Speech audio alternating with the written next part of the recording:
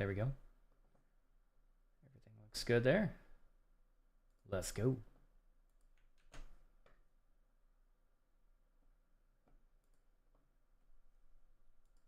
Pause. Let's advertise in Discord, and we are good to go.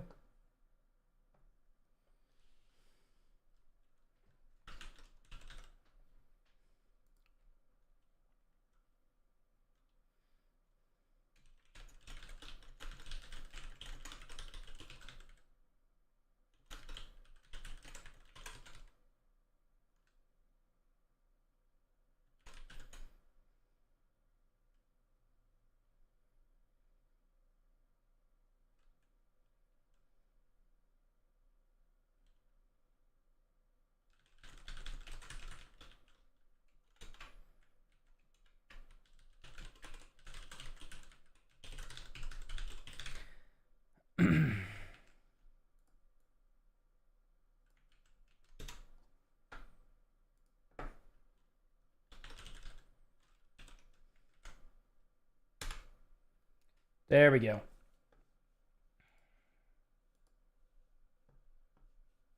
All right, cool. Pop out chat. So much to do. Every single time we boot up a stream.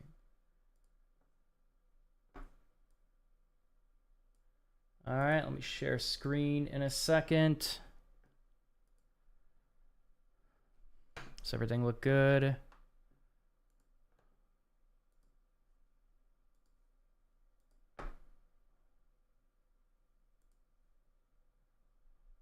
I think everything looks good. All right, let's share screen.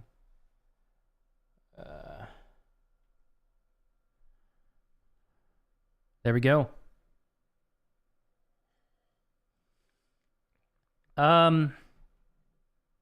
Yeah, that looks good.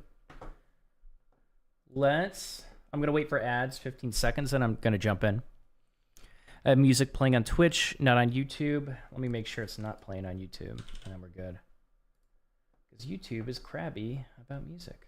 But what's up, everyone? How you doing?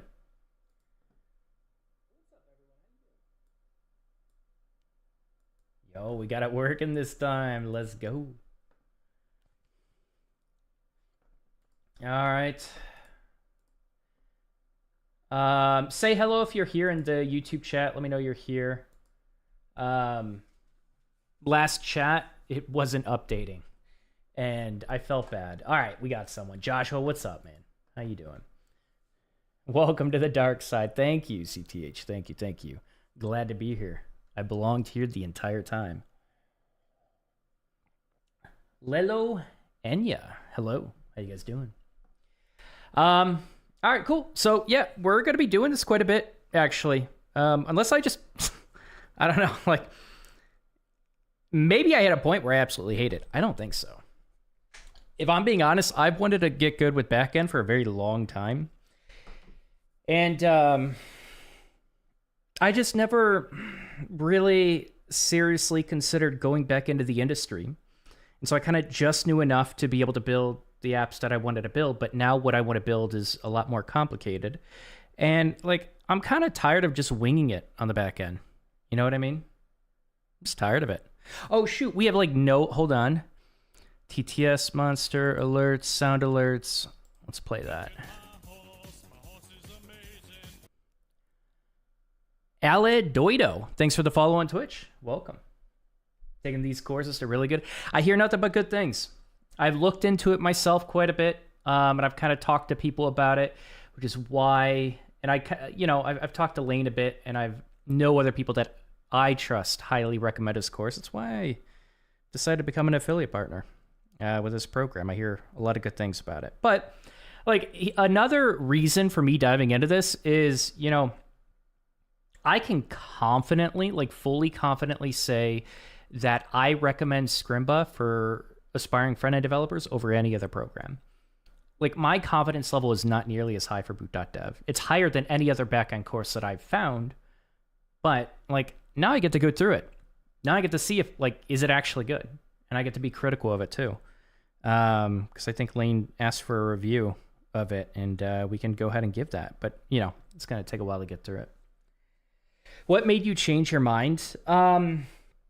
Honestly, I had a few people in the industry that I worked with try to get me back into the industry, and they got me interviews with more senior positions, and they were like front end and full stack positions. But I'm gonna like even just refreshing and catching up in the latest version of React.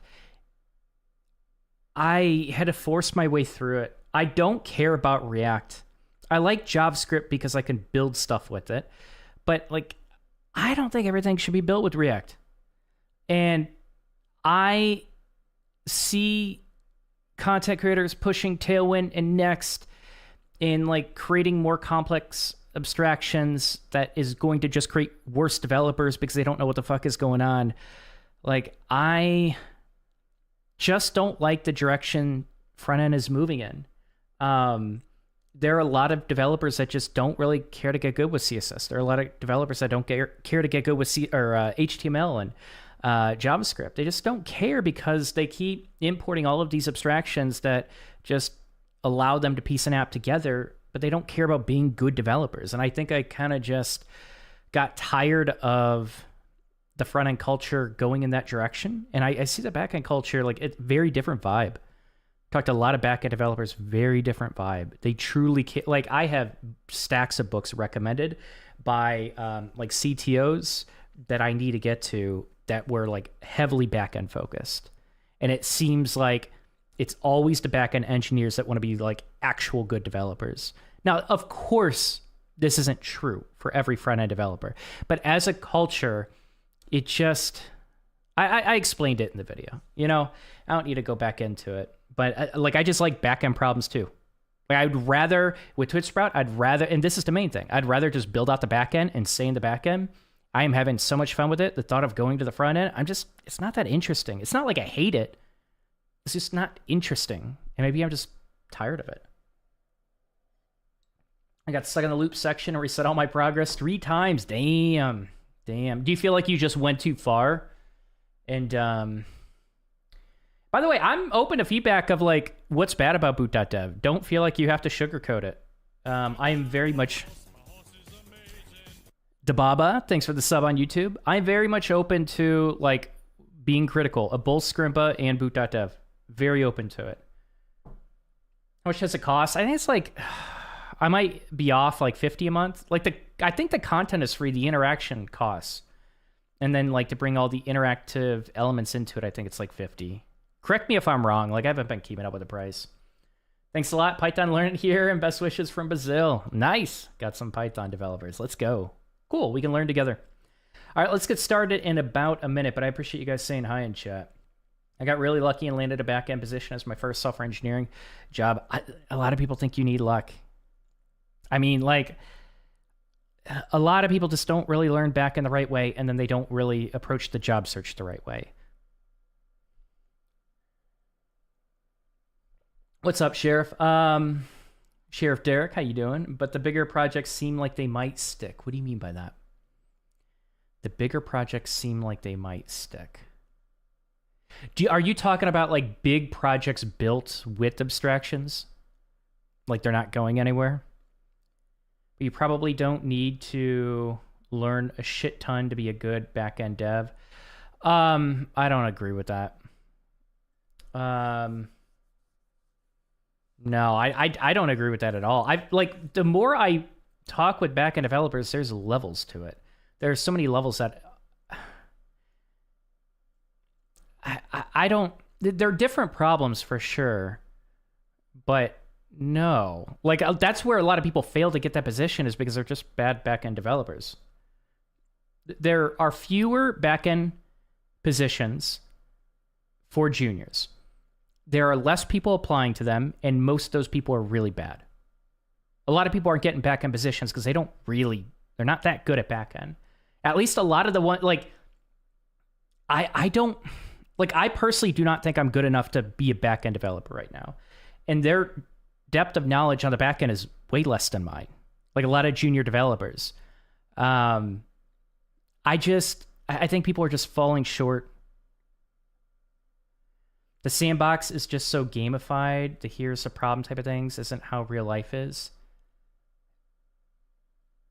I don't think that means you can't learn through the sandbox. Like,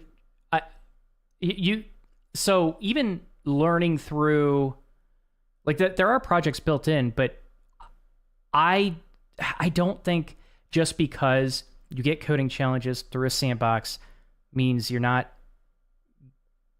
building up the fundamental knowledge to be able to put it together and become a good developer. Like, there are good gamified courses that can create good developers. Like, Scribd does that pretty well. Like, they're much more project oriented, but I don't think it needs to be context specific to like actually building a real thing. I think you should pair it, right? You need to pair project work into this type, but I don't think just like doing everything practical and learning that way is necessarily the best way for everyone. This is still an effective method. Now, if we're in the sandbox the entire time and we're not really building a lot of projects, I would agree that's going to be a problem. I feel the same way about JS. Also, like, some stuff I learned on the front end is not really applicable to other things.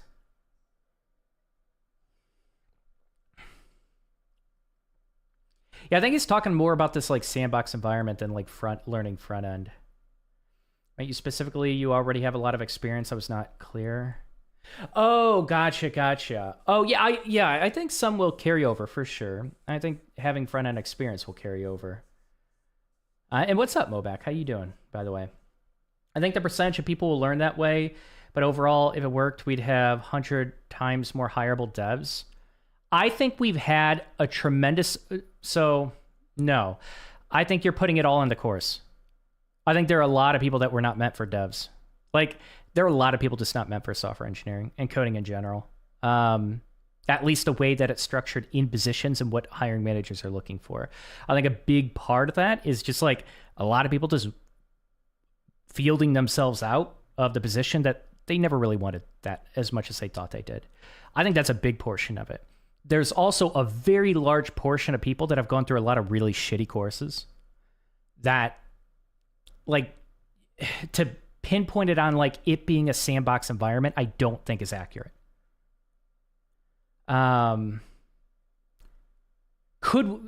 Is this perfect? No. Like, and I would argue like the coding bootcamp model really worked well. It just needed to be lengthened significantly with mentorship and a team behind you.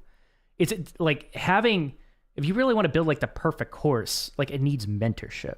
Like, it needs to be able to identify where people are getting stuck and like identifying those patterns that you see across students and being able to like give them a different type of challenge, something a little bit different that just makes it click based off of the patterns that you've discovered with students. Like, I think there are limitations to this. There are limitations to just doing like kind of project-based learning. But I don't think the limitation specifically is like the sandbox thing.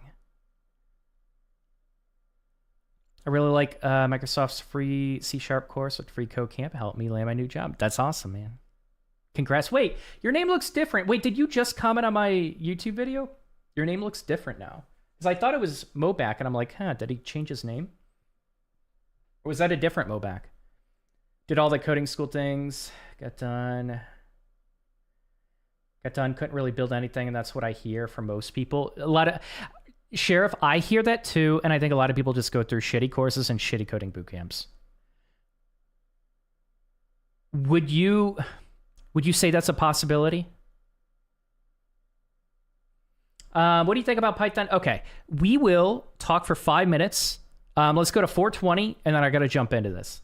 But I actually appreciate people hopping on, and we'll kind of bounce back and forth, and I'll touch base with chat. But what do you think about Python future and for 2025? I have no idea with Python. Python's probably going to be popular for a long time, especially with the progression of AI. But it just continue paying attention to the job postings in the market. A lot of companies hire for Python. So I think with I don't know how much I'm supposed to. I don't know what I can leak with Boot.dev. I don't know what Lane has shared. I don't think he's shared anything with private, but I know his curriculum is changing a little bit. And I like, if you want trust, so how do I say this? You know what? I'm going to pause there, and I'm going to tell you, as I dive a little bit deeper into Python, I will probably pay more attention to the backend market, and I will give you my perspective then. Backend is still, it's not something I've honed in on nearly as much as front end. And I think I got to give myself more time. I think that's a fair response. Backend developer, how's it going? What's up, 6Js? How you doing? What's up, Alex? How you doing? Anonymous, hello. You know what we could do? Let's bring up like chat messages. There you go. You know, because I'm kind of bouncing back and forth so you guys can see each other. That was you. Okay, your name looks different. That's weird. But you mentioned one thing, Moback, and I'll repeat it again. I think it's just a way to look at it. I don't think companies are looking to fill junior spots with mid-level positions. I think the junior level has just risen. The bar has just risen. And I think we have to shift our perspective on that. Like maybe like previous levels of like a low mid-level like 5 to 7 years ago or something like that. Sure. But I think, you know, if you're labeling yourself as a junior, I trust that. But I also think that, like you mentioned, they were looking for like a higher than a junior level with the back end. I don't remember if you said that. Sorry, there were a lot of comments. But I think the level to get into the industry is just rising. It's just rising, and you have to adapt. But I'm really glad you got that position. Seriously, congrats on that. JavaScript Survivor 2, learning coding 2016 with Python, so I knew backend, what I liked. I started university the same year for software engineering, graduated, and first gig I got was front end. Nice. Yeah, first gig I got was front end as well. To be fair, I like front end. I don't think I like front end with React. Like if I had to narrow it down, React and just next, like narrowing it down to that, I think would acknowledge like 80% of my annoyance with front end. I do like I love CSS. I actually enjoy JavaScript. I just don't enjoy the JavaScript ecosystem and what you have to learn and get good with to be marketable. That's my issue. I think React needs to die. I don't know about anybody else. I'm just so sick of React being the most popular front-end framework. Now making my way to Python backend. Nice. Yeah, people go through bad programs, definitely, and that's my point. There's a huge difference in how someone will build confidence based on what they do with it. I think it's long-term effects. Yeah, I was responding specifically to your call out of the sandbox environment, which I think that's what I disagree with. But there are a lot of bad programs. There are a lot of really bad programs. And I hear that a lot. But it's like every time I dig into their situation, their knowledge is so surface level. But here's what I've discovered, though. Like, there are a lot of people coming out of good courses that don't build projects on the side, even if they're encouraged. There are a lot of people that I would say most people don't do everything that's recommended in the course. I don't think the problem is that actually most people are going through bad courses. I think the problem is that most people are just bad learners. And they don't listen. And they think they can skip certain things, and they have overconfidence, right? Which helps to have a mentor tell you, hell no, you're starting from the beginning. You obviously did not get this, if that's what needs to be done. What's up, Happy Camper? How you doing? After learning Python, do you think JavaScript is the best one to keep the dev journey? I don't even know what that means, to keep the dev journey. It really depends on your goals, on like what you're trying to achieve. But if you're trying to become a backend developer, I highly recommend you follow Boot.dev's curriculum. What's up, Renadan? How you doing, man? What do you think would fix front end? Get rid of React. I'm not even joking. Just erase it. Like, there are so many good... Man, I really want to try Svelte. Maybe we use Svelte for... Twitch Sprout. I don't know. I'll have to think about that. But a lot of websites can just be built with a templating engine, like HTMX. There's, like, if you really want some of the functionality, you could add some interactivity with some extra JavaScript. But like a lot of websites don't need React. That's the problem.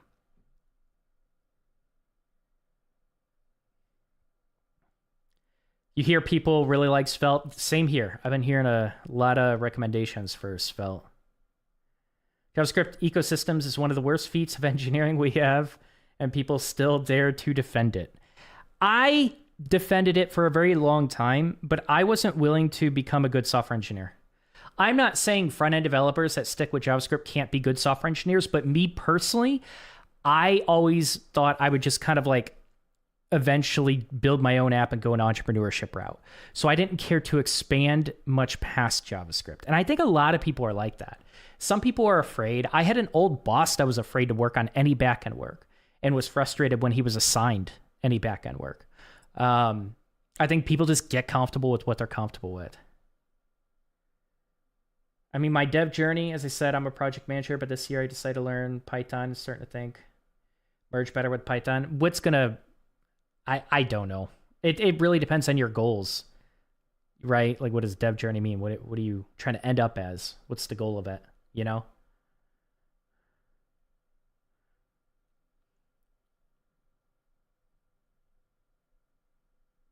Twitch has some good music, by the way. YouTube cannot hear the music. So you see me bobbing my head. I am not nuts. There's music in the background. Thanks, Sandboxes hurt people that long term. That's my stance. Okay. I think they have the wrong brain connections. You know, like, we just need to do a giant study on it. That'd be cool, wouldn't it, Derek? I think you need more. You can't just have a sandbox environment. I think we would agree on that. The amount of bullshit modern front end has is insane, and what's more insane... I think there's so many in-between roles where you're forced to straddle too much. Also, React is my least favorite of all if you get a front-end job. Is it your... I could see it being your least favorite, Derek. I could see that. I feel like both of us really kind of appreciate a lot of the fundamentals that kind of just keep getting swallowed up. What's your view on PHP? Like, learn it if you want to. PHP has come a long way. I'd be careful not to get trapped in the WordPress ecosystem if you really don't want to do that kind of work. But if you do, go for it. But yeah, PHP has come a long way. If I had to learn PHP, I'd pair it with Laravel and get a position that way. I would probably enjoy that kind of work. But man, PHP is... You're going to be working with a lot of legacy code. Like old code. Angular, but the other dev hooked up all the Django and Angular things, and I was able to actually do real front end, not full stack. That's pretty cool. 10 hours with exercises for programmers and a mentor versus 100 hours with a sandbox. Mentor's always going to beat it, man. But that's 10 hours versus 100. I don't know. Yeah, that's a good contest, actually. I hate WordPress, dude. WordPress plugin development or themes. So I started doing that. I got trapped into WordPress development for a couple months with my first step position. It's why I quit. The day I was going to put in my 2 weeks, they pretty much canned like most of the engineering team, and the company was going under. Man, did I time that well. I had another position lined up at that point. Holy shit, did I time that well. Nice to hear from you that backend has a great future. Yeah, backend has a good future. Like front-end and backend have good futures, though. Like, figure out what you want to do. I wouldn't just go off of like what's going to be your future. Like, what kind of problems do you solve? Most people, like, I feel like I'm a broken record, but you know, I know a lot of new people are coming into these streams. Like, most people that achieve, like, break into the industry, they're just pursuing something that really interests them for a very long time. Like, you're going to have tons of dips in motivation, and you need to be very curious, and you need to be willing to like it enough to push yourself when you have those off days, when you have those off weeks, off months even. But my recommendation is just find what you're interested in. I do need to be a better developer. let me make it clear. If you don't want to do backend, you can be a good developer on the front end. I know I'm kind of being hyperbolic with my thumbnail and stuff like that, but I promise you, like, figure out what you like. Do you like front end? Do you like back end? Dig into one. You can be a good developer on both. PHP is very legacy, but it's good for agencies. A lot of agency work with PHP, if you're willing to dip into WordPress especially. Oh, yeah. Ended up here by accident. Well, welcome, my friend. Welcome. Any interest in diving into JVM languages like Kotlin, Java, Scala for backend? Lots of serious backend jobs with them. I don't know. I like, isn't Nest.js and like Angular similar to Java and, what's the framework? Spring Boot? I don't know the JavaScript or Java ecosystem. I don't know where I'm going to go. We're going to spend a lot of time with Boot.dev. I'll show you real quick. Like, this is our curriculum. It's pretty lengthy. Python, shells and terminals, Git, and we're going through all of it. Like I said, I want to review this so I'm well aware of like what they're teaching. Probably a project in Python. This is going to be with... Is Go an object-oriented programming language? I don't know.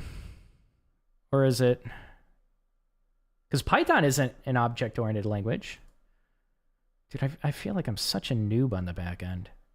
I need to branch out from JavaScript. Holy shit, I just know like one world. But then we're going to be going into Go. So I think it's like a lot of Python, Go, and then they have like JavaScript down here. It's like a really small portion. Lane is actually creating a TypeScript version, which I think is going to replace, like, I don't know if it's going to replace, but it's going to be way larger. So TypeScript is coming into Boot.dev from what I hear. I will definitely go through that. That's what we're going through. You read it as don't be a developer? Oh, really? No. Nope. I've quite mastered JavaScript, but next, should I learn React or Node? You haven't mastered JavaScript if you're asking that question. Front end, just like, yeah, we're just going to end with that. Front end would be much more enjoyable to write code for if it didn't have to deal with all the front end BS. What do you like about front end? What's enjoyable about it? Seems like anything working with databases will be good since language models need a crazy amounts of data. Yes, I agree. But there's longevity with backend for sure. I've been learning a lot about backend and it's been fun. Nice. I wish people started out learning about both. Then you have a clear idea. Get exposure to both. Yeah. How the whole system works. Yeah, I agree. Eventually, I think it's completely fine, like starting out with just learning one, but I do think expanding into the other to get exposure into it, to even see if you like, actually, that's not true. Finding a good way to pair it is probably good. Like having a front-end curriculum, having a back-end curriculum, getting some exposure into both to figure out like what kind of problems you like solving, I think is actually a good idea. But a lot of the full stack courses out there are really fucking shitty. They're just really shitty. I found that front-end focused programs and back-end focused programs do it the best. Full stack programs have failed so many people. I'd say go as lightly OOP. You have methods, okay, on objects, but no inheritance. Oh, you don't like inheritance? Python supports heavy OOP. Oh, so it's definitely Python then. Started working as a TA that helped me get interviews, had to commute 5 hours for the job, then it showed, but Jesus, what the that's crazy. Yeah, you're pretty serious about it. What's up, Commandos? Glad to see you learning Python. What Python framework are you planning on using? I have no idea. I mean, like, if I'm going web development, it's going to be Django, but I don't think Boot.dev focuses on frameworks. It's like really just to build a solid foundation. If I forgot already, Dababa, thanks for the sub on YouTube, and Carlos, thanks for the sub on YouTube. Welcome. And enhance it with JS. Oh no.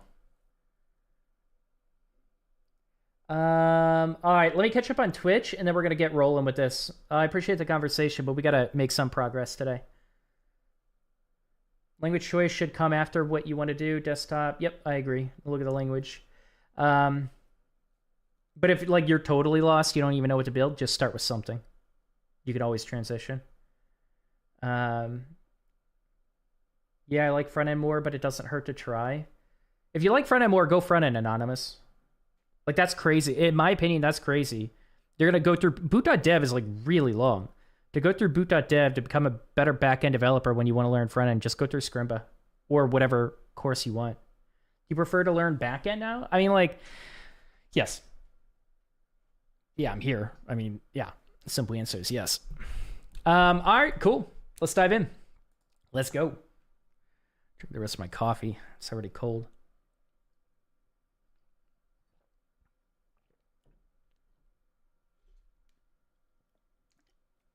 All right, let's go. So a lot of this is going to be pretty simple. I think. We'll find out. So, from the beginning, code. What is code? Code is just a series of instructions for a computer to follow, one after another. Programs can have a lot of instructions.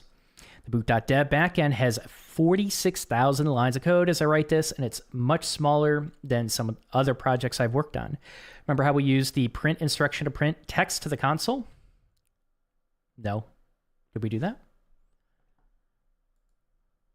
Welcome to Learn Python. Oh, whoops. I guess I was playing around with it a bit. All right, so how to run code on Boot.dev, the best first programming language. Really? See, I hear people argue about this. Don't you have like kind of like weird spacing that makes it more difficult? I don't know. I don't think the code was like... It's like using... What was a templating engine that I used in Node.js where... Wasn't Nunjux. Nunjux was my favorite templating engine. It was like... it's a popular one where you would use tabs to represent... Was it conditionals or is it... was it like containers and children? I don't even remember. EJS. I think it was EJS. So let's find out. Actually, type in chat. Do you guys think Python is the easiest first programming language? I'm kind of curious. So the grayish-blue run button runs your code. Gold submit runs your code and submits it to check your work. And the right arrow will take you to the next lesson. This arrow. Building fantasy quests. Why don't you... Like, just, it's all text. Why not have images too? And just screen capture these.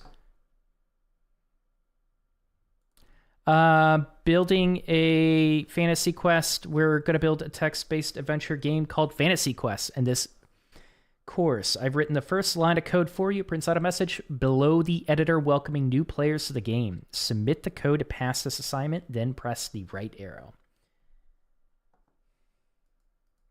Yeah, that looks about right, Derek. I think the easiest is JavaScript by far. Okay. Yeah, it might have been Pug too. EJS or Pug, I think.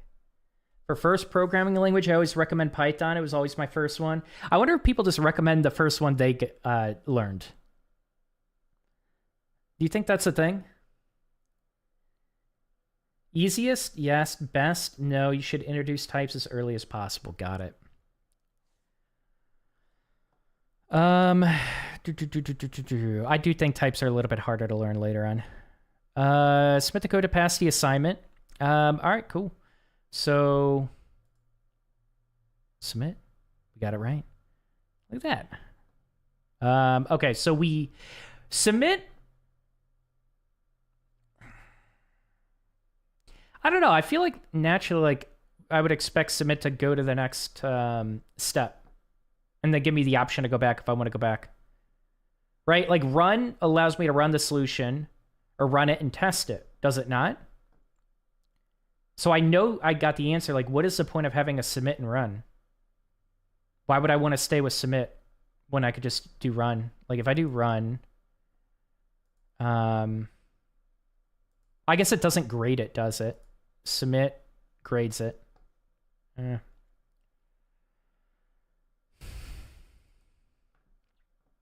Okay. Fix your first bug. The combat system in Fantasy Quest isn't working as intended. It appears that Players are gaining health when attacked instead of losing it. Fixed a math bug on line 3. Gaining health instead of losing it. All right. And then, man, the lack of semicolons is going to throw me off so much.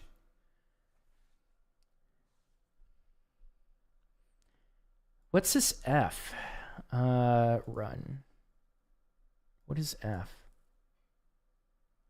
Explain what, like, explain some of this a bit more from the beginning. Like, what the hell is F? Lollyfred's health is okay. So pretty conventional. Just what is F? That's weird.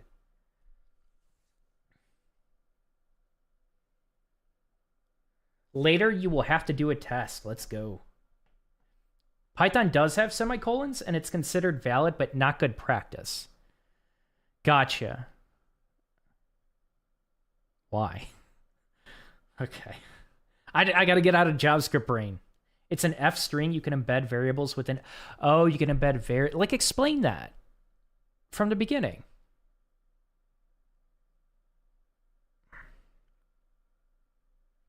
Maybe they'll explain it later. Okay. The console is a panel that displays important messages like errors or the text output of a program. If we want to see what's happening in our code, we need to print it to the console by using print. We'll learn more about functions later, but for now, just know that the print function will print anything you put inside of its parameters. For example, we need to tell our players how to move. Print the following text to the console. So do single quotes work? Let's just try it. Oh, right. Not JavaScript. It does. Are they conventional? Because like single quotes in JavaScript are mostly conventional. I'm going to follow the convention here. But I don't think like that first lesson with the F without explaining what that is a good way to start that.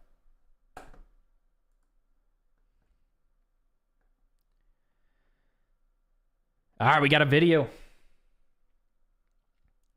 It's format strings.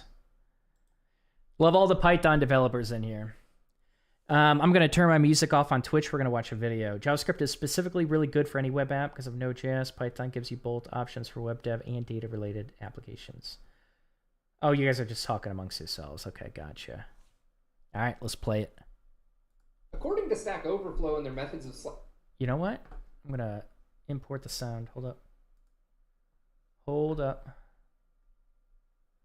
Got this all set up.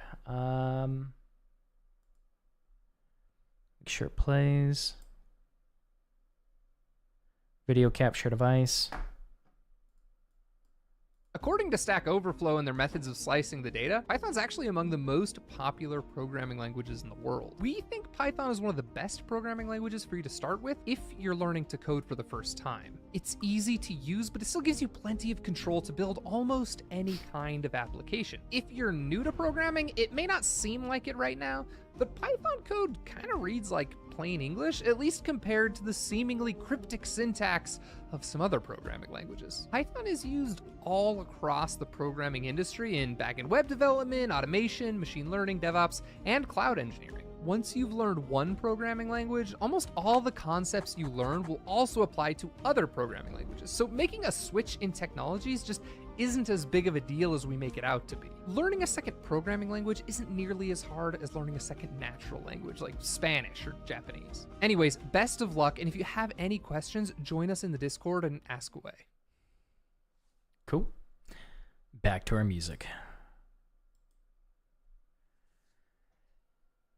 If you have an F string with one, any strings inside the dynamic parts have to be the other one. Gotcha. So pretty similar to JavaScript. Okay. What if your intention is to learn to code is to build a SaaS business? Like what's stopping you from doing a low code solution? Like it depends on what kind of SaaS business. And then what if what? I don't know. So not enough context in that question. Hey Don, I have a pretty big message incoming. Is that okay with you, or would you prefer a different time since you're digging in? It depends. What's the type of message? Give me like a 1 sentence summary. Um, yeah, like I don't even know if you're asking the language or what, Bob, but yeah, like if you're looking to have someone help you build a SaaS company or something like that, like, I mean, yeah, I just don't have enough context. I just love Python, dude. I can't believe I stay away for this long. Hundreds of hundreds of thousands of students start their coding journey right here with Python. Python doesn't have to be your first language, but I think it's the best first language for most developers. It gets out of your way so you can focus on learning fundamental programming concepts. But just because Python is simple doesn't mean it's not useful. Python is extremely popular and is well known for backend web servers, DevOps, cloud engineering, machine learning, scripting and automation, etc.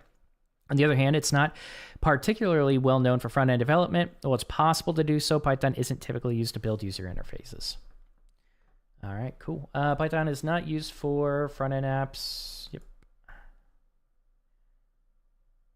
Let's try Boots out.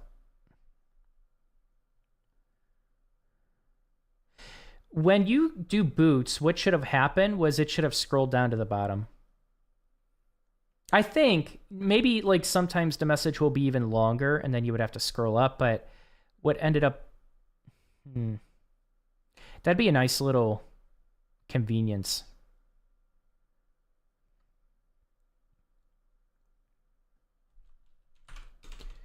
I don't think I'm going to be using Boots too often.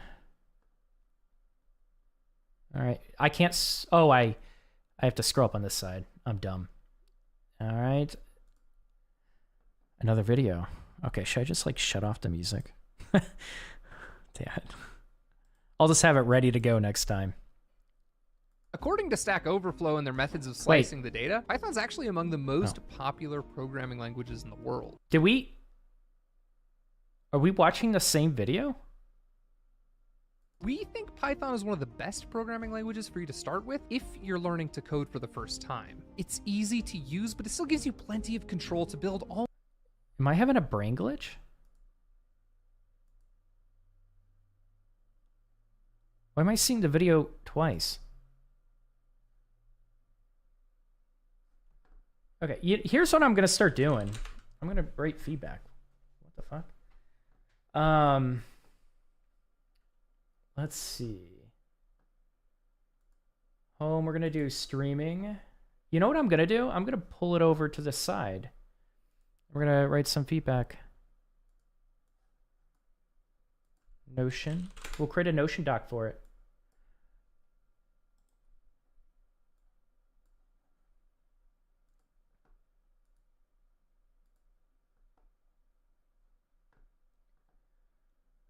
Streaming, and we're going to do add a page inside.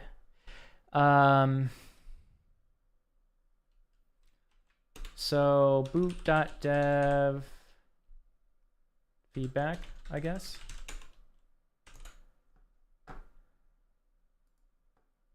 Looks good. So 1.4 to 5, 1.4 and 1.5 have the same video and text. That's not a good experience. It's kind of confusing. So what it's trying to do is like it's trying to have a quiz that keeps on going, but then you have to go to the next section. Then like I think it's not that intuitive. Same quiz of same material, but it's not intuitive.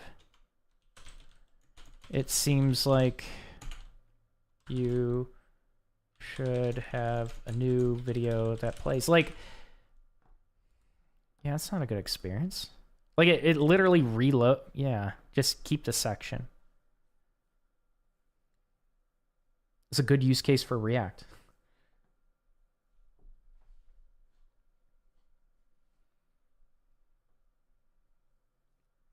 Carlos, I would almost argue if you want me to read it and like pay attention to it, it's probably best to post a comment. But if you're like asking questions about it, this stream might not be the right stream for it.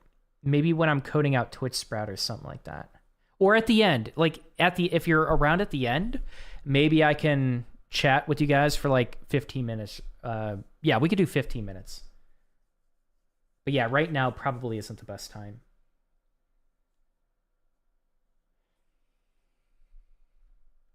All right. What's up, Sika player? How you doing? Haven't seen you in a while. How's it going? We're learning some Python backend this stream. Kodow, how's it going? Hello. Just at work and saw you were live. Yep. I basically shunned front end and we are going back end now. Now we're still going to keep up with front end, but I'm ready to get better at the back end for sure.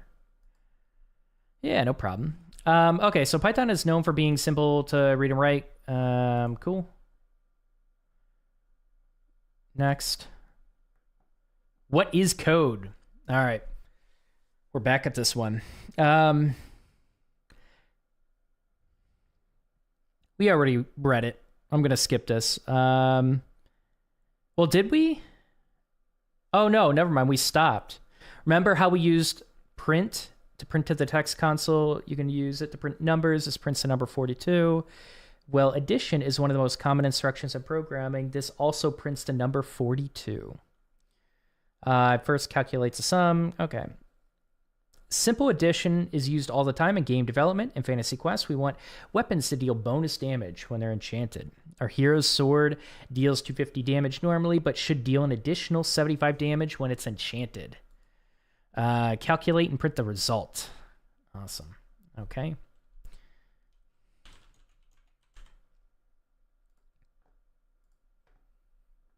Let's go. Easy. Sika player, you might like this. I know you get bored of like a lot of the fundamental stuff, but if you really wanted to get good at dev, maybe you gotta find a more gamified thing. You might like Boot.dev, honestly, because I think you don't like front end. I don't think you like JavaScript that much. I think if you want to like dive into the back end, you might enjoy this. You're going to go the Django route? I don't know what I'm going to pick up. I don't know. We're going to learn different programming languages through this, and we'll see down the road. I might look for like a Nest.js position and just go back in with that. You know, who knows? And by the way, Sika player, it's free. The interactive stuff it costs, but the content itself is free.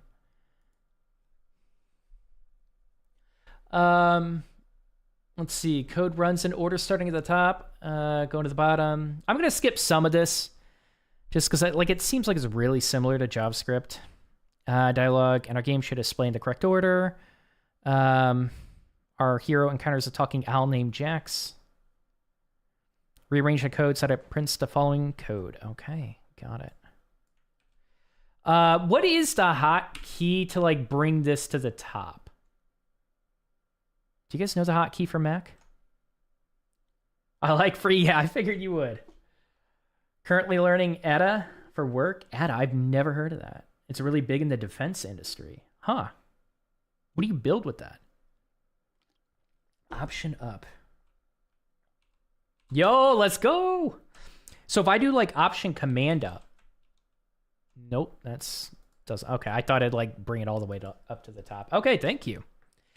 All right, so we got Jax, we got our hero, we got Jax again, we got our hero. Let's submit it. Hell yeah. Thank you, Mohammed. Appreciate that. Syntax errors. Syntax is jargon for valid code that the computer can understand. For example, the following code has invalid syntax. Print hello world. It has mismatched quotes around the string hello world. One is a single quote and the other is a double quote. You know what we could do? We could just sum up the feedback in Notion doc and create a video. Create a video, tag Lane in it. Hey, here's some feedback. We went through the Python course. Here's what we thought of it. And then, you know, it's just advertisement for Boot.dev, but also like I know Lane is really open to critical feedback. Or at least I think he is. We'll find out. But we could do something like that. Just like sum it up after each course. I still think Cold Fusion can make a comeback. Yeah, keep wishing, buddy. I don't know about that.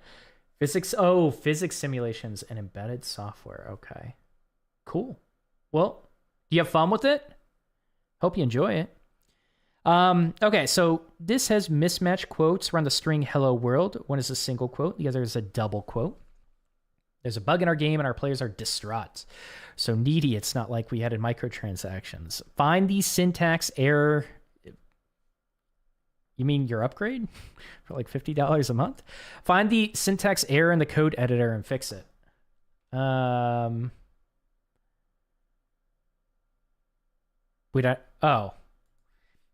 They're throwing me off. Like the single, I thought it was going to be like a single quote, double quote thing. All right, did we do it? Let's go. I do like the little celebration. That's pretty cool. I wonder if it's going to get annoying down the road. The rules for how expressions and statements should be structured in a language, for example. Oh, syntax is the rules for how expressions and statements should be structured in a language. For example, in Python, the following is the correct syntax. Well, in a different programming language like Go, the correct syntax would be FMT print line. Why? I wonder why people love Go so much. I have to look at more syntax. That syntax does not look good to me. Syntax errors aren't the only kind of problems you can run into when coding.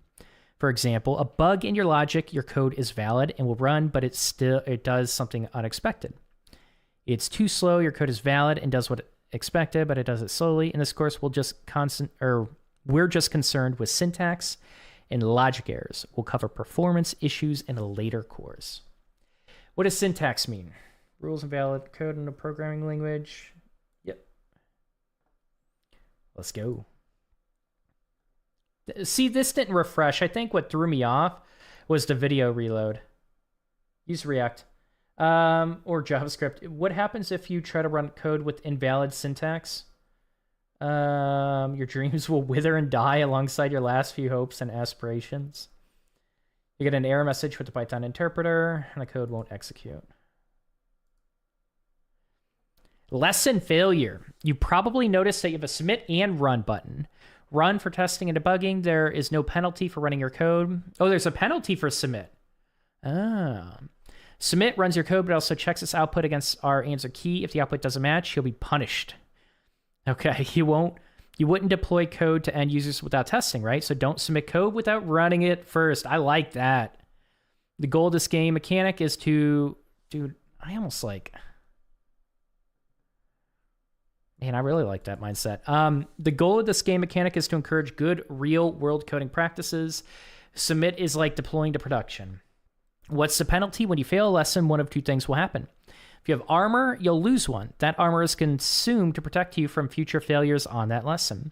If you don't have armor, you'll lose your sharpshooter spree, and it will reset to 0. Each time your spree counter hits 15, you'll earn a random chest. Chests contain gems and items. Man, that's a really good, really interesting way of teaching.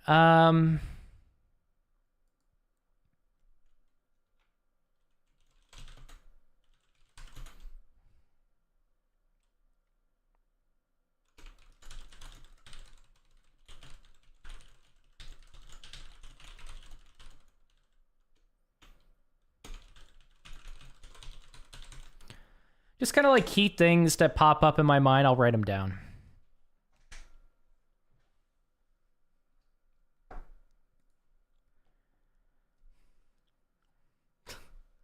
All right, Sika player's busy doing furry stuff. Sounds good. Well, that doesn't sound good, but you'll be back. I see your other message. Lane is a cool dude. Definitely seems open to hearing. Yeah, I think he is.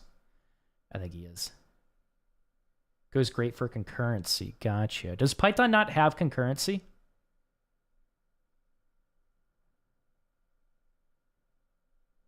What do you run Python in? Like, there's probably like a Python engine. Is it Apache?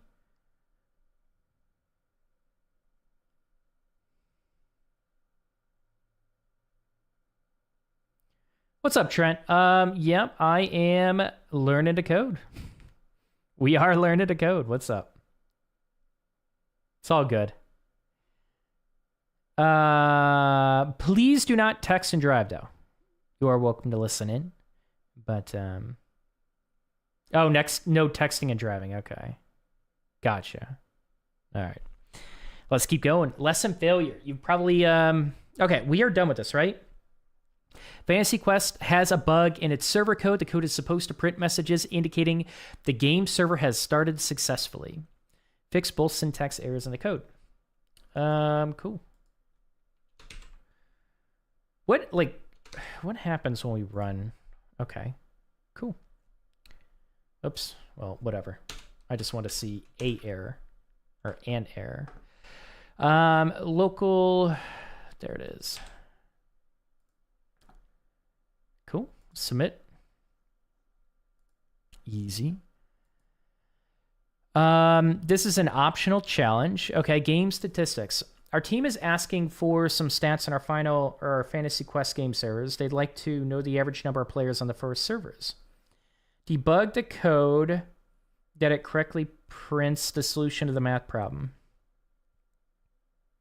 Remember, print just prints the text in quotes. If you want to print the result of a mathematical expression, you can't put it in quotes.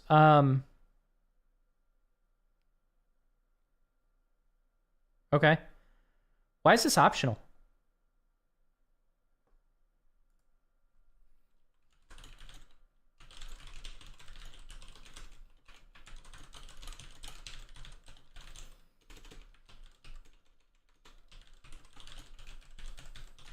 Yeah, more practice is better. Just do it.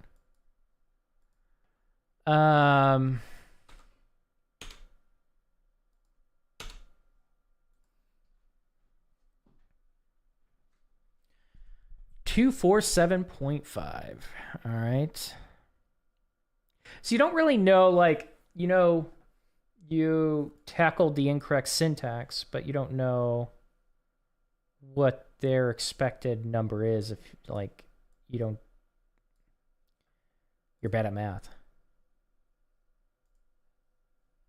Okay, we're not bad at math. Our dev team, like, I would actually explain what was happening there, though. Like, order of operations. What? Introducing things like order of operations in solution without explaining it? Like, explain that. You're going too quickly. Like, if this is going to be your first programming language, why were there parentheses? What? Like, explain that. Our dev team has been making updates to Fantasy Quest Innkeeper Shop, but there's a problem. The Innkeeper's text dialog is empty. Add 2 separate print statements to complete the Innkeeper's response. They should say the following.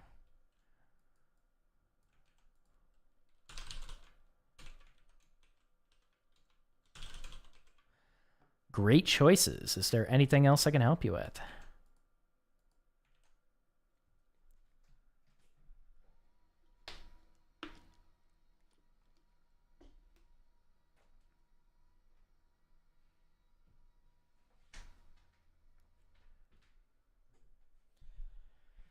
Is Scrimba a good platform to learn front-end on? Yes, it is.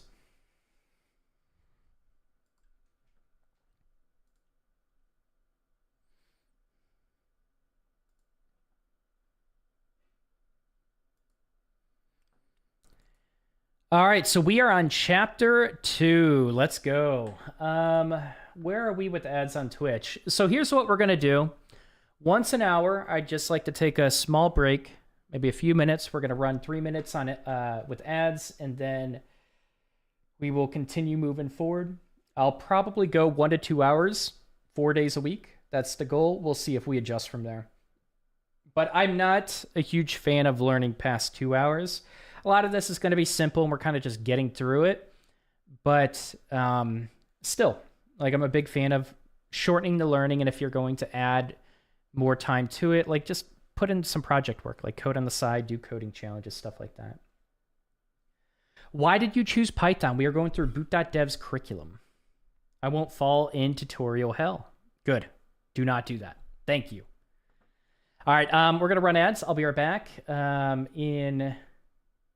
Wait, did I run ads already? It says preparing 3-minute ad. Why? Twitch is buggy. Okay. All right, I'll be right back.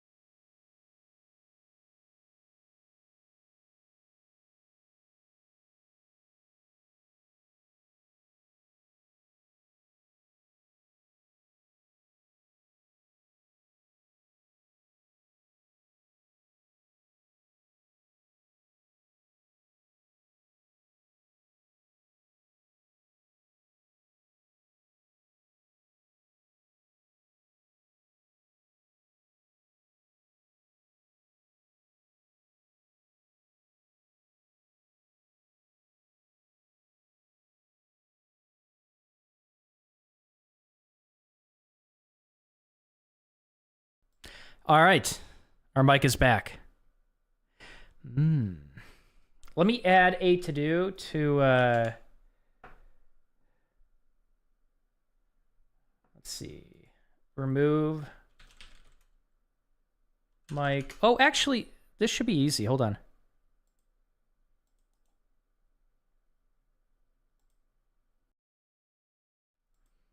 Yeah, there we go.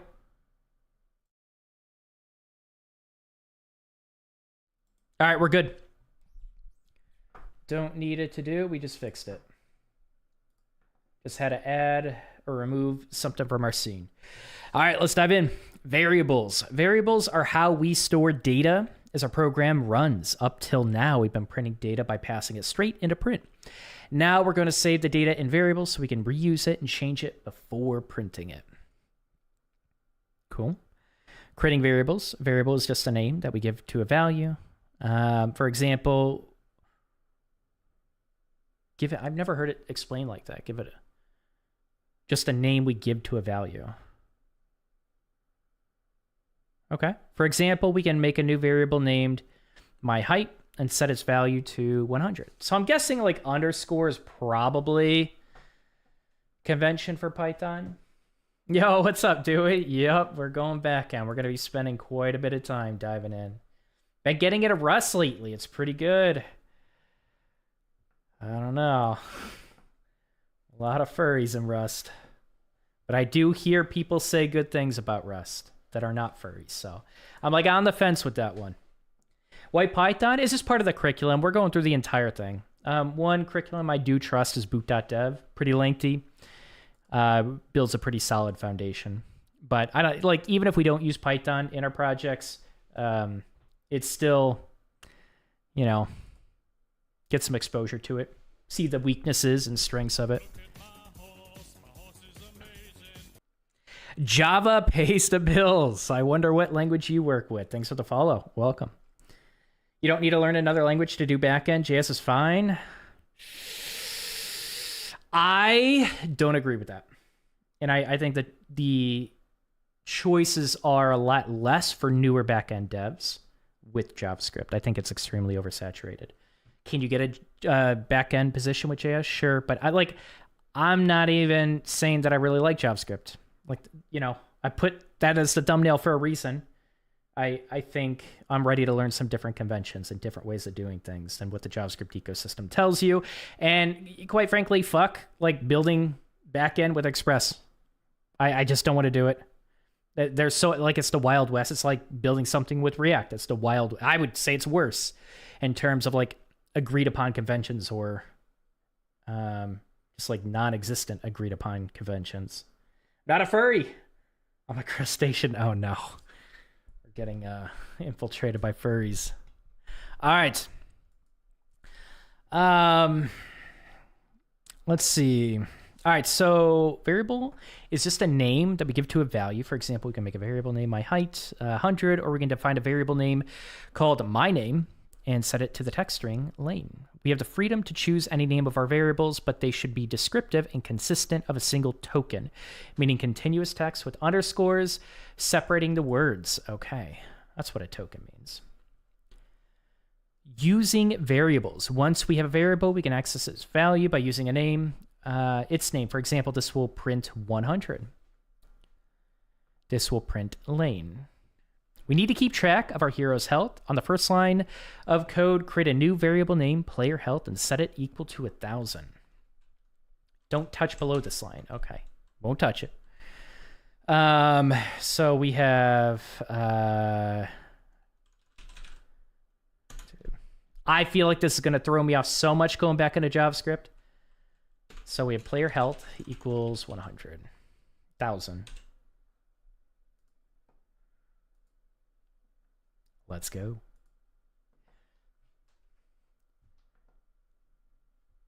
I'd recommend PHP, but I'm biased. The framework ecosystem there is extremely mature. It is, I will give you that, Gus. It is extremely mature. I agree with you. I started with PHP, by the way, before I decided I wanted to be a front-end developer. Long time ago. Got me into programming. Variables are so-called variables because they can hold any value, and that value can change. It varies. For example, this code prints 20. The line acceleration 20 reassigns the value of acceleration to 20. It overwrites whatever was being held in the acceleration variable before 10 in this case. We need to reduce our health 0 as they take damage before each print function in the provided code. Change the player health to 100 less than what it was before. All right, so reduce by 20 here. So player health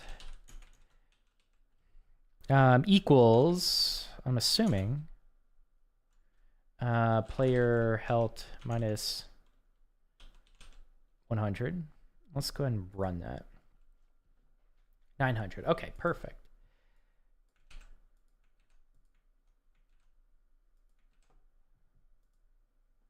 $9,876. Cool. Let's do it. Let's go. The dinosaurs used PHP? They probably did. It's very mature. It's kind of cool to see so many people here as I'm learning this. Yo, where were you guys with Scrimba? Huh? I went through this with Scrimba. But it was like more advanced React stuff. I don't know. I guess people just like backend. It's hard to beat Java or C# if you really want to be a backend engineer. Oh, yeah. Kotlin is great too, but more niche on the backend. Use Kotlin pretty heavily for our Android stuff, from what I remember. I didn't discover you yet? Oh, okay. All right. You get a pass, Anonymous.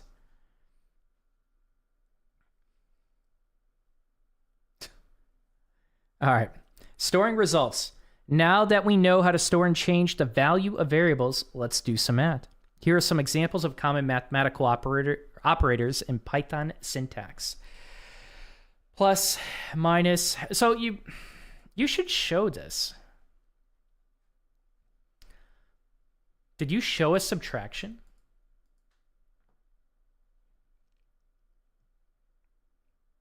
I guess like I didn't have to use the minus. I assumed minus, but I could have just said player health equals 900.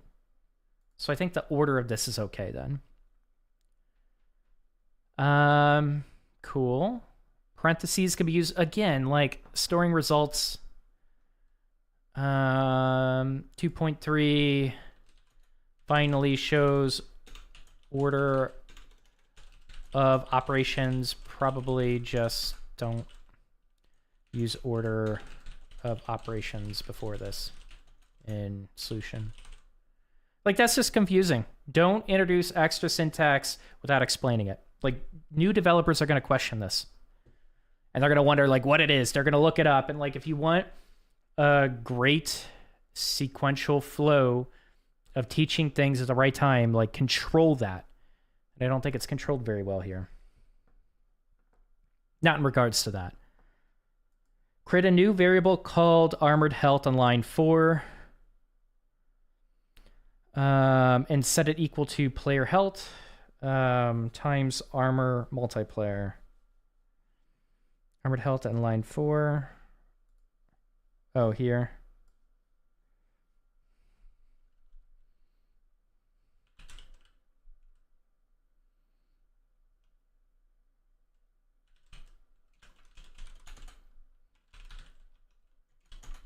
I like the honestly, like, get rid of the autocomplete. Maybe this is controversial. I don't think autocomplete should be early on in your learning. Like, type it out.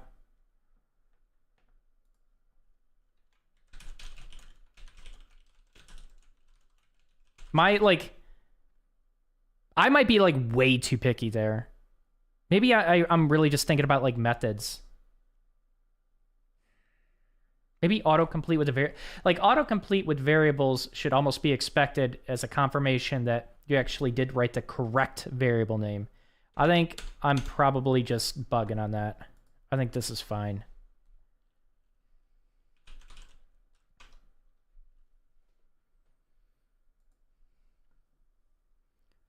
$2,000. Let's go.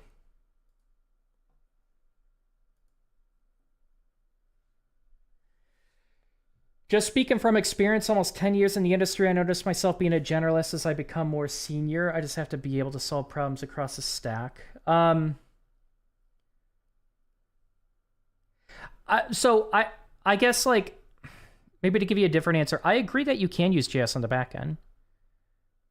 But I do think a lot of good backend developers tend to, like, well, I would say a lot of backend developers that are very marketable, very hireable, and respected by their companies tend to move a little bit more towards generalists over the years, for sure.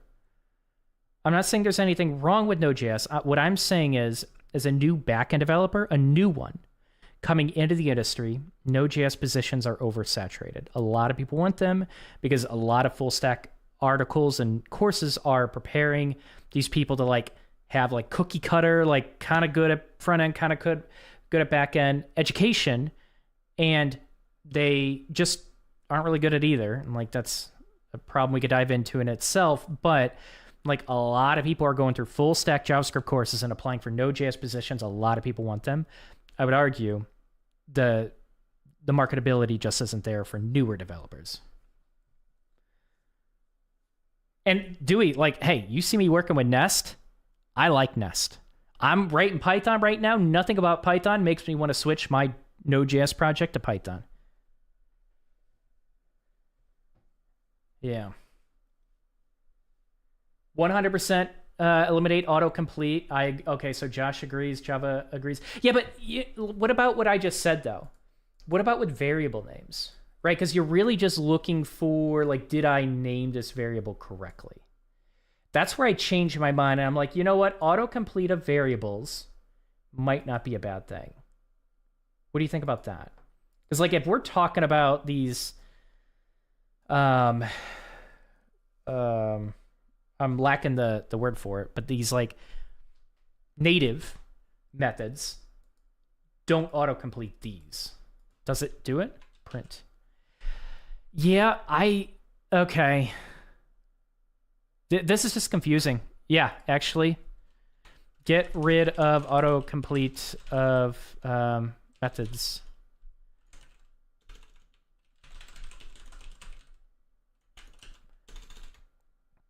You get a giant list of noise in the beginning, methods you don't know, and get rid of autocomplete of methods, especially native. You get a giant list of noise in the beginning of the methods in the beginning.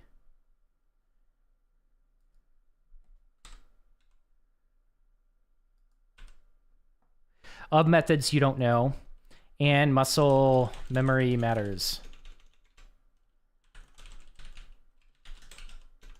I typed a very long run-on sentence. Is Python indent sensitive, or it's just boot.dev? Python is indent sensitive, is it not? I believe it is. Variable names are fair. I could see it getting tedious. Methods should most definitely not be auto. Yeah, I 100% agree with you. Like even just like providing print is a problem, but also like all this other crap is just noise. Eliminate the noise, at least in the beginning.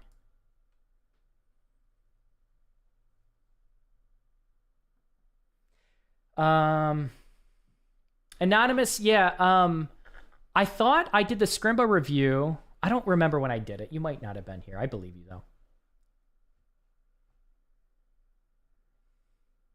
I think they should introduce a slide to teach about undeclared variables and dealing with those errors before doing autocomplete. Undeclared variables and dealing with those errors before doing autocomplete.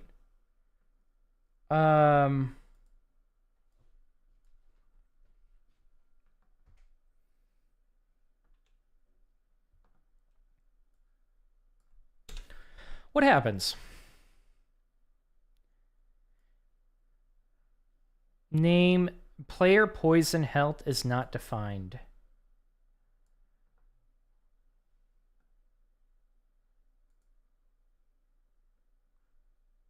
Maybe. You could be onto something.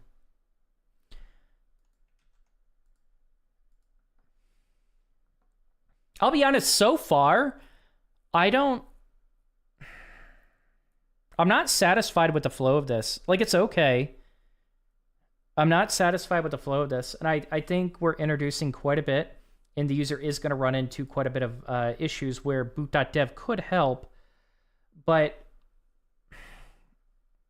yeah, I'm wondering if it's moving a little bit too quickly and kind of assuming a happy path and not realizing like students can get frustrated very early on, and like just you get a lot of noise like that. Yeah, you might be right about that. I'm not happy with the flow so far. I don't think it's that, like the UI, I don't think it's that intuitive either. I think the strength so far is very much the gamified experience. I think that is really cool. I like the lore, and it's kind of building up into something. I think this course so far, we're just in the beginning. I think so far it's fun. I don't think it's intuitive, and I don't like the flow. All right, let's submit. Oh, shit. Uh-oh, we lost armor. Actually, I want to submit again just to lose armor. Is this armor? 1 day streak. Where's our armor? Like, point me to the armor when you mention that. Not protected by frozen flame. So what if we do, like, submit again? Your output is only if you... Okay. All right, let me pay attention. When our hero walks through poison, your health should go down. Oh, wait. We didn't read it. We just clicked submit. I just assumed like I typed that. Oh my God. All right, so negative numbers in Python work the way you probably expect. Just add a minus sign. Cool. When our hero walks through poison, their health should go down. Right now, the hero is gaining 10 health instead of losing 10 health. Change the poison damage variable to be a negative. Gotcha. Okay.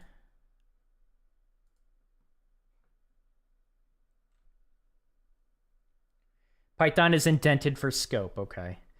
Does it worth it to buy this course? I don't know if it's worth it. Like if the content is free, you could check out the content and see if you want the interactivity. I have the paid version, so I don't know about the free version. But like, if you're trying to become a backend dev, yes, I think I've heard enough from other people that I would say like this is a pretty damn good course if you're trying to become a backend dev. It's lengthy too. It should be explained better. I like keeping it because that's what happens in like every IDE. It should just be explained better. You like keeping it. Keeping what specifically? You'll breeze through the syntax for Python. It'll be fun when you get to system design and data modeling. That's the real meat and potatoes. I don't know if there is going to be a lot of system design. I really don't know what it's going through. Maybe I didn't look at I didn't memorize the curriculum. We'll see. A lot of this is like teaching a solid foundation. You can learn JavaScript on your own from reading better than watching YouTube. That's what worked for me. From reading better? Like, so you prefer reading and you think you can learn better by reading JavaScript? Some people prefer reading. Some people like video. Definitely, you know, like either if you're reading or you're watching video, just make sure you're coding it on the side too, though. But yeah, people have their preferences for sure. The method list dropdown autocomplete should be kept, but explain better. Why should it be kept?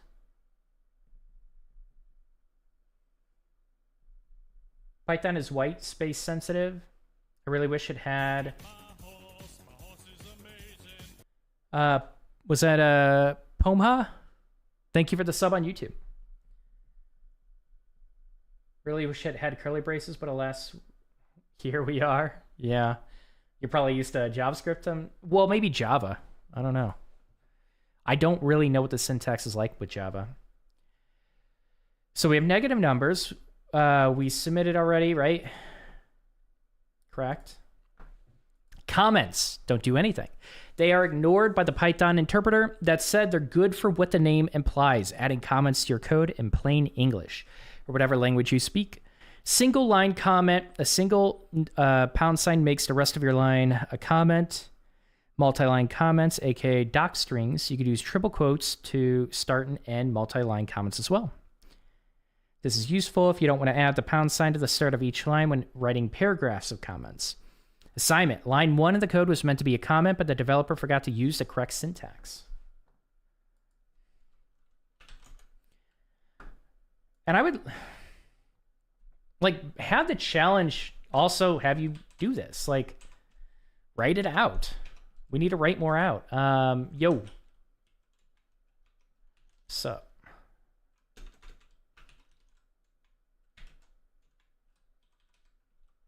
Does it not work? Oh, it's triple fucking JavaScript. Or what that's not even, never mind. Dude, I'm gonna get worse at JavaScript and worse at Python because I'm switching between the two. Ah, there we go.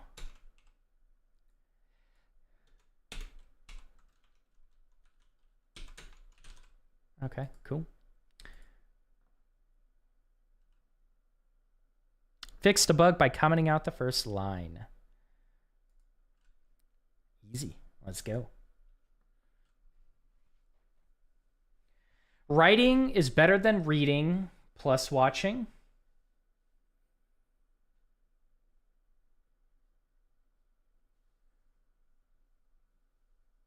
Reading makes it stick in the mind, but watching video is always draining. Gotcha, okay. See, for me, it's the opposite. Reading is draining for me.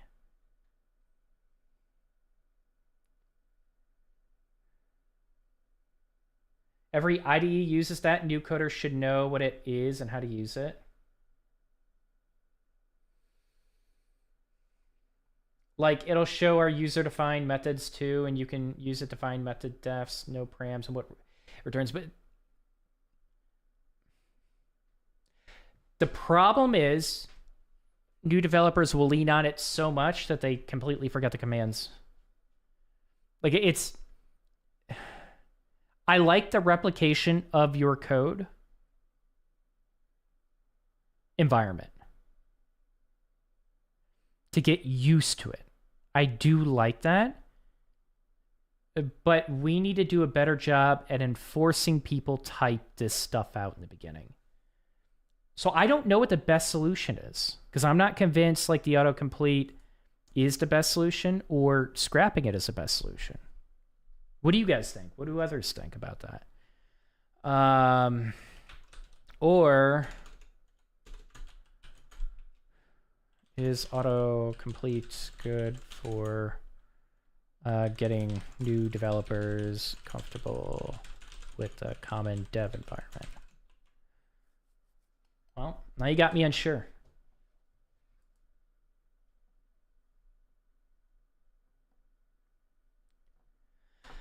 In my opinion, reading allows you to literally control how the thoughts are stored in your brain. When you watch YouTube, sometimes the teacher interrupts your thoughts by just talking.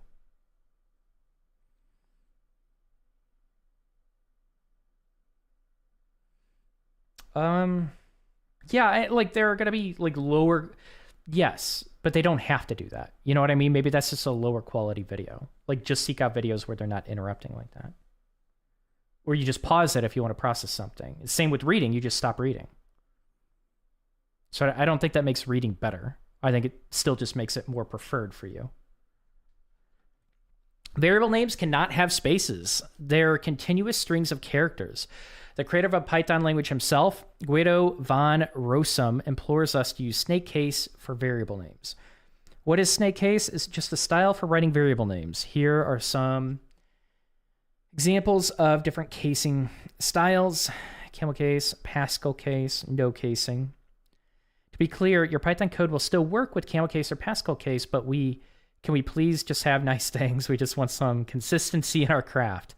I like that. I like emphasizing that. If you don't use snake case for you, do it for me. I beg you. I like that. Which is valid camel case. Okay, so we go on. Which is valid snake case. So weird video reload doesn't happen in other quizzes without video, so it's video specific.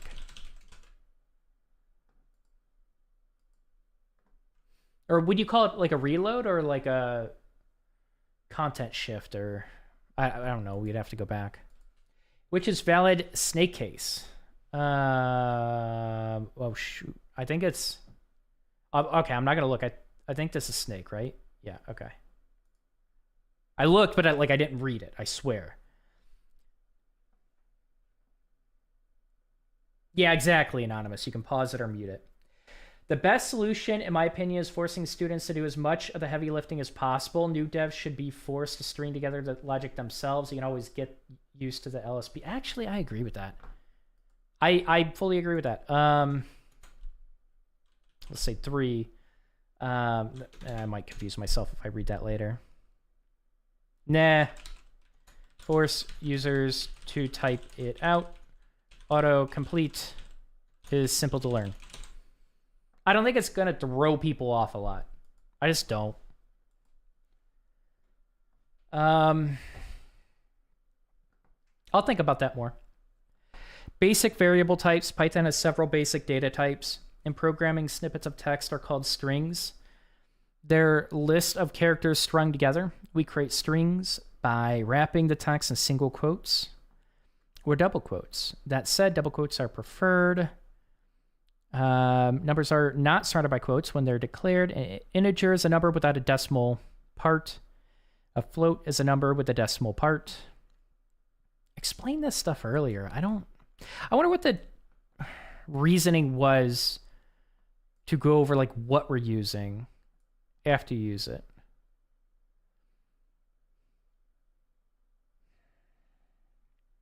I don't know if that's better. Float is a number with a decimal part. Like, it's fine.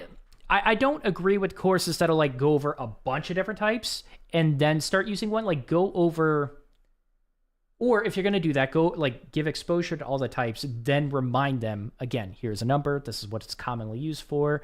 And then do a challenge with it. I don't know. But like talking about the type definitions after we've already used it.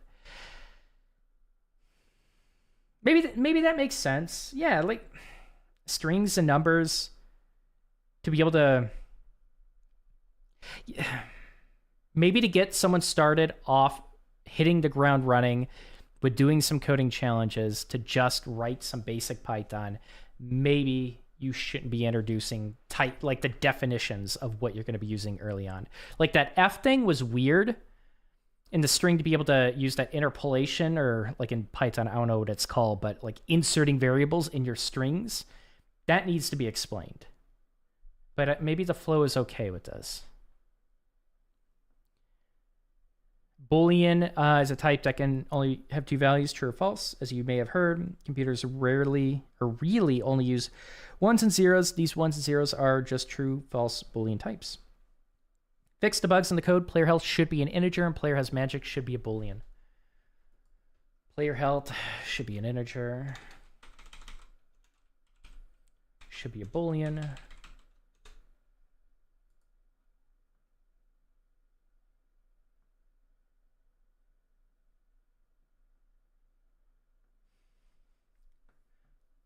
But you're almost like, when you do coding challenges, you're almost like introducing, like if you do coding challenges on different coding challenge websites, you'll see tests written with specific methods that you might not recognize to be able to test your logic and test your code. That's kind of what's happening here now that he's introducing type. Do we have to know about it? No. But should we? Maybe. I don't know. I don't know if this is going to be confusing to people. Maybe they'll just assume and everything's fine. Like they'll assume that, yeah, we're just checking a type through this method. Maybe it's fine.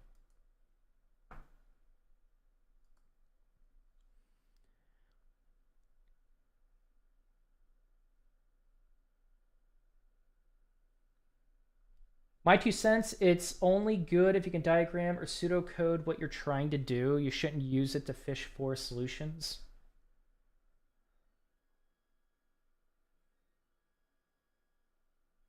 I'm not sure what that's referring to. We're probably a little past that. You probably wrote that a while ago.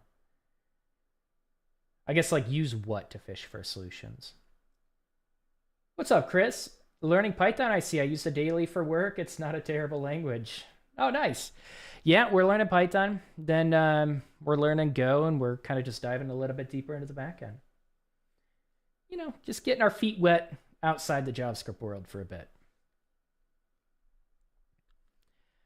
Ever played Pokemon and chose a funny name so that the in-game messages would come out funny? America's strength made it possible to move boulders around. In Python, we create strings that contain dynamic values with the F-string syntax. Opening quotes must be preceded by an F. Variables within curly brackets have their values interpolated, injected into the string. Fix the bug on line 7. Use an F string to inject the dynamic values into the string.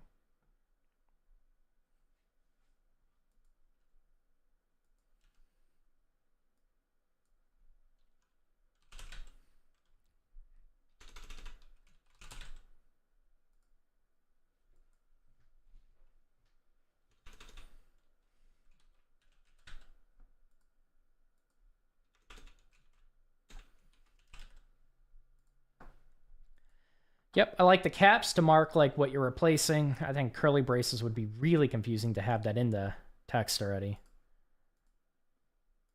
Can you do something like...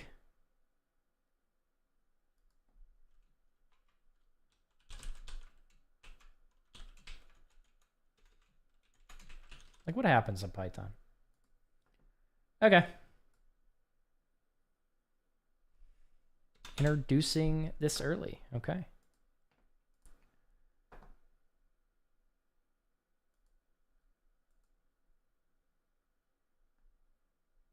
Ooh, there's a lot here. We will go, let's do 10 and then maybe pause there and we'll open it up to like, we'll just chat.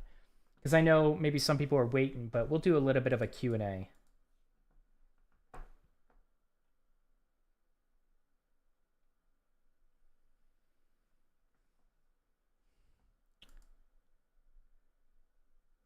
Okay. Not all variables have a value. And by the way, so if you do have any questions for me about becoming a web developer or anything like that, feel free to ask in chat. Or anything else you want to talk about, like with any of my videos. And then we'll get to it after we finish this. None type variables. Not all variables have a value. We can make an empty variable by setting it to none. None is a special value in Python that represents the absence of a value. It is not the same as 0, false, or an empty string. The value of my mental acuity, in this case, is none until we use the assignment operator equals to give it a value. Is none. Okay. So by default, it's none. None is not a string. None type is not the same as a string with a value of none. Declare a variable named enemy and set it to none. Don't change the print function.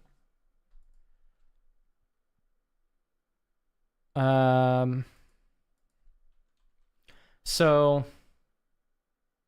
can we just do this?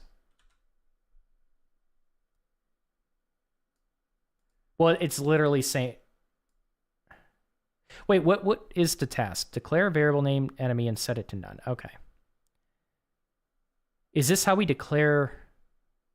Did it not say, like, the value of mental acuity in this case is none until we assign that? So do we have to do this? Can we just do this? No. That's weird wording, is it not?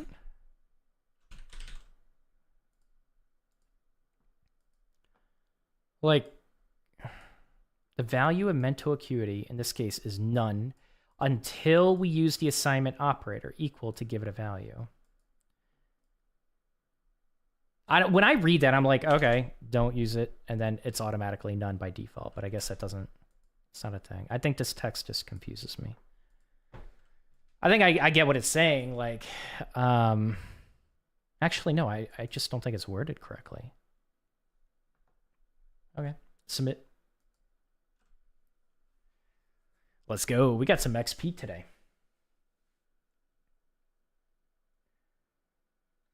Oh, I love Go. Concurrency handling is amazing. Is it? Yeah. Yeah. It's going to be very different than Node.js, I'm sure. I do feel like... I don't know if I want to be this picky. Why not? Yeah, let's do it. 2.10.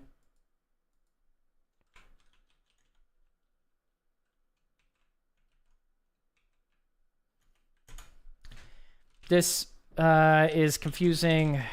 It sounds like if we just write my mental acuity without an equals, that it defaults to none.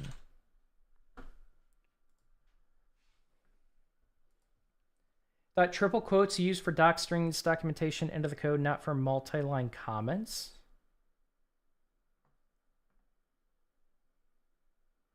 They did say, if we go back,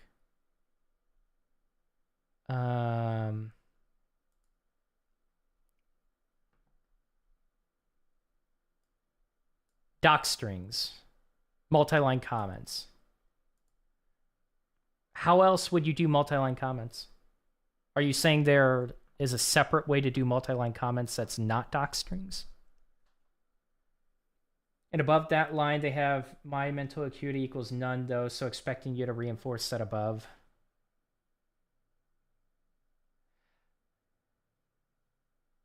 Yeah, and that's where, like, I've realized, like, they did...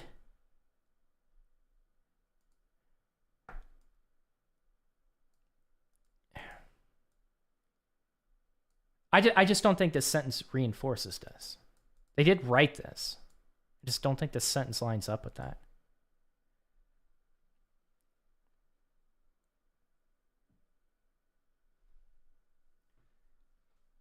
I forgot Python used the F instead of the $sign for the F string. Well, now you know. Now we both know. Can ambiguity be good by making the student think? Like, give me an example to ambiguity. Yes, it can be. It very much can be. But it depends on what's ambiguous. The one you just showed us. So we went over the multi-line comment and this line. I don't think this is ambiguous. I think this just implies something entirely different than this. I think the wording is just wrong.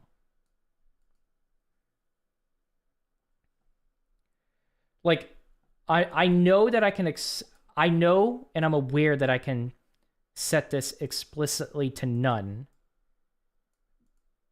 But the way I perceive this is I don't need an equals if I just want to default it to none. But I think you do need to, though. Did I write that incorrect? So like this. Oh, maybe we get an error. So you do need to explicitly state it. I don't even know what you mean by that.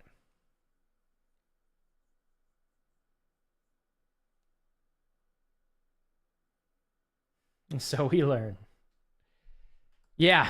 Yeah. So that's what so you assume too that by default, like if you just didn't set it, it defaults to none. Okay. So you assume that too. So that further reinforces, yeah, this sentence is just off. Okay, cool. All right.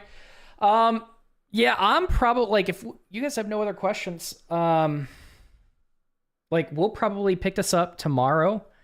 I have to finish cleaning my house. I'm kind of like midway with it and I just want to finish. I don't like leaving something half done. So yeah, I'm going to clean tonight, but I would like to spend maybe about like an hour and a half or so. Maybe we could do like a 15-minute like Q&A in the beginning, but then spend like an hour and a half learning. I think that's pretty good. So I'd like to do this Monday, Tuesday, Thursday, and Friday in the evening. If you're in Discord, I'll ping it there. Twitch has a schedule. I'll try to keep that up to date, but we'll adjust. We'll try this out, see how we like it, and then adjust the schedule if we need to. But that's kind of the idea. I just want to give you a heads up. One question, are you planning to go back into the industry? I think so. I'm not convinced I want a business around content creation.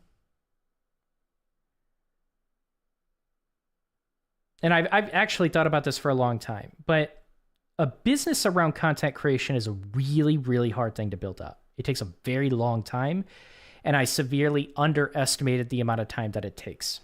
And I've experienced burnout multiple times with it. Partly because I feel like sometimes I have to force the content because I've already said everything I need to say. Like, what the hell else do I say? So I do love the idea of building my own projects, launching my SaaS products. If that takes off, probably going to pursue that. If that doesn't take off, the second best thing for me is probably to go back into the industry because I do love coding. I really love coding. But I don't know if I really want to go back into the front end. So if I go back in, it's probably going to be more back end or full stack focused. But I've shied away from a lot of the cloud setup stuff, a lot of DevOps stuff, which I shouldn't have. But I'm using Heroku for hosting. But it'd be nice to kind of set up like a proper CI/CD pipeline. I enjoy setting up that kind of stuff. I've done it and scraped it together, and I've like barely used Docker. And like every time I dig a little bit deeper into that kind of setup, I tend to like it.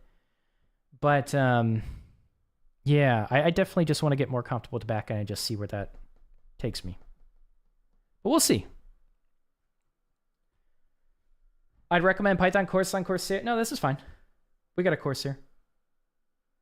Or not Coursera, but we got a course here.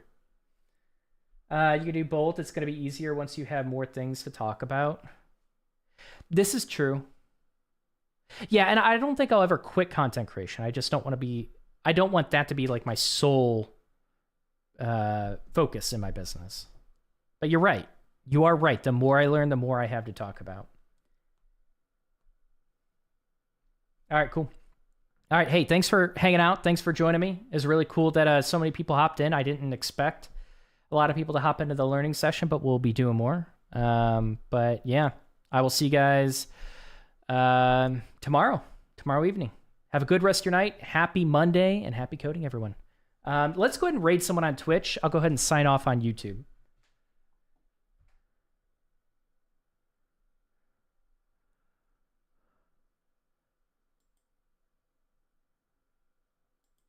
I'll work on a project with you. Sorry, I just saw it. If you're open to it. We'll see. I'm probably going to work on Twitch Sprout for a very long time. I don't know if I'm going to start a new project, but I will think about if I want to pair with anyone if I do. So thanks for the heads up. Thanks, awesome. All right, guys. Have a